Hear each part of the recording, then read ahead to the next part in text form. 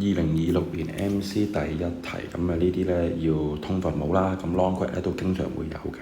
咁當然啦，其實你可以做 MC，你可以代 K 可能係7，咁你全部代晒7檢查呢都做到嘅。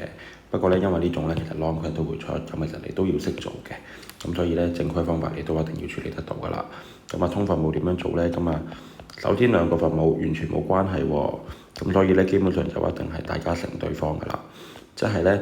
第一嚿份數就礦分乘5K 減6倍，跟住第二個份數呢，因為佢分母呢要乘咗 K 加2啊，咁所以呢分子都會乘 K 加2，咁就可以令到呢大家兩嚿嘢個分母都一樣啦。分母都一樣呢，咁兩個份數加埋一齊嘅時候，例如就係1/4加2/4，咁咪3/4咯。個分母唔會變嘅，純粹係個分子呢就加埋一齊。